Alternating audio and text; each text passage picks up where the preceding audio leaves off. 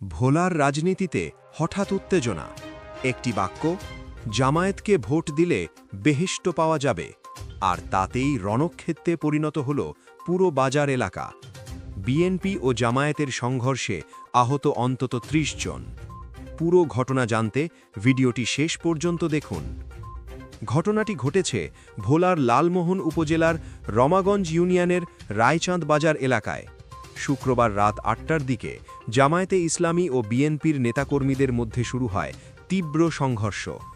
প্রত্যক্ষদর্শীরা জানান, জামায়াতকে ভোট দিলে বেহেশত পাওয়া যাবে এই বক্তব্যকে কেন্দ্র করে প্রথমে কথা কাটাকাটি, এরপর হাতাহাতি, আর এক পর্যায়ে শুরু হয় ইট পাটকেল নিক্ষেপ।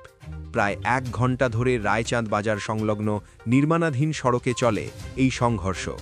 এতে উভয় পক্ষের অন্তত ৩০ জন আহত হন। আহতদের লালমোহন উপজেলা স্বাস্থ্য কমপ্লেক্স ও ভোলা সদর হাসপাতালে চিকিৎসা দেওয়া হচ্ছে। খবর পেয়ে নৌবাহিনীর সদস্যরা ঘটনাস্থলে পৌঁছে পরিস্থিতি নিয়ন্ত্রণের চেষ্টা করেন। তবে সংঘর্ষের এক পর্যায়ে নৌবাহিনীর গাড়িতে হামলার চেষ্টাও করা হয় বলে অভিযোগ ওঠে।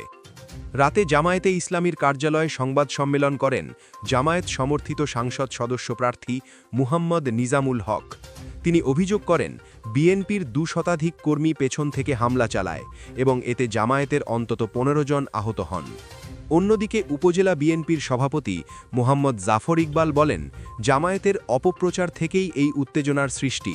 তিনি দাবি করেন, সংঘর্ষে বিএনপিরেরও ১৫ থেকে ১৬ জন আহত হয়েছেন এবং তার নেতৃত্বে কোনো হামলা হয়নি।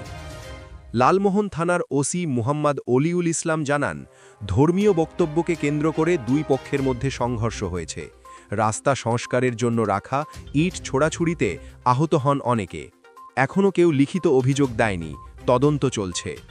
রাজনৈতিক বক্তব্য আর সহিংসতায় আবারও অশান্ত হল ভোলার জনপদ। এই ঘটনায় কারা দায়ী? আপনার মতামত কি? কমেন্টে লিখে জানান আপনার মতামত।